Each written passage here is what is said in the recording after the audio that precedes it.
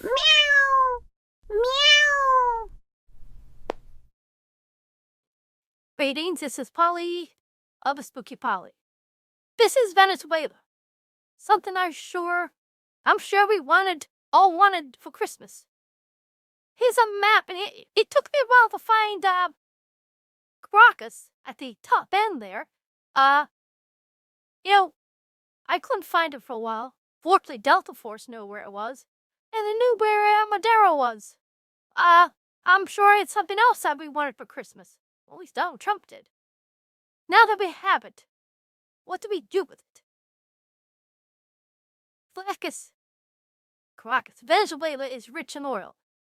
It's been under a communist regime since Hugo Coro and then Madero, and they've just pushed the country to the bottom. They're heavily in debt to China. Even though they have so much oil, the people live in poverty. But, in socialism, it's equality, not of wealth, it's equality of poverty. There's only so many mansions people can get. However, they can all live in small apartments. Living poor, living socialist, as you're going to find out here in New York City.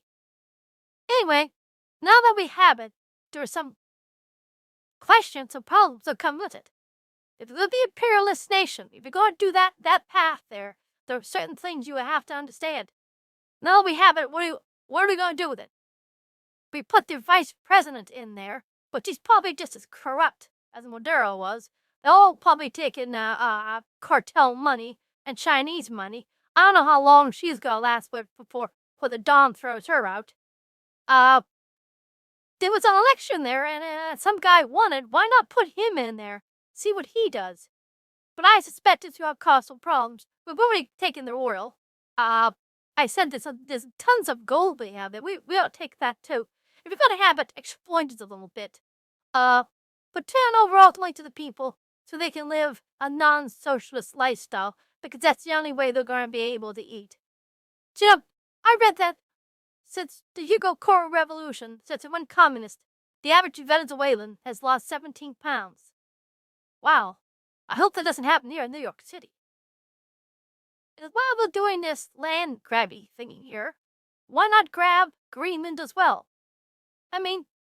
Denmark, which has some type of ownership of Greenland, hasn't done anything for the country at all. The people live there like they lived there in the 19th century, for heaven's sakes. And NATO wants us up there. They want us a military presence up there because of all the Chinese, Iranians, and Russian ships that go through. So let's buy it or take it. I don't care which. You think what we could do with that? Why, it's better than Venezuela. Here we have, in Greenland, an ideal archipelago. You can take all your immigrants and stick them in Greenland. You say, if you don't like it, I'll go back home.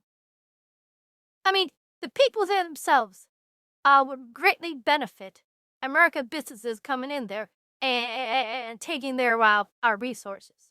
That's trade-off there. And, of course, NATO wants us up there so we can put our fleet and a sizable military presence to protect the northern part of NATO. This is, everyone's out for themselves. Why not? We gotta be out for ourselves too. I think Greenland will be a nice addition. And while we're at this land thingy there, there's those provinces in Western Canada that want to come into America. Why not? We've always wanted Canada. We've tried to get it twice.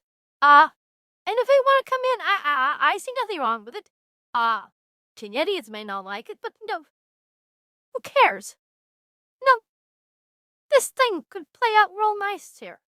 Venezuelan oil, maybe grab their gold, kick the Chinese out, grab Greenland, export its, get its natural resources, house maybe a lot of immigrants, have military bases up there protecting the North Atlantic, get Western Canada. Hey, wow! We could be living exciting times. Well, this might blow up on our faces. Anyway, It's something to think about. This is Polly. If I see you again, please like and subscribe. Goodbye.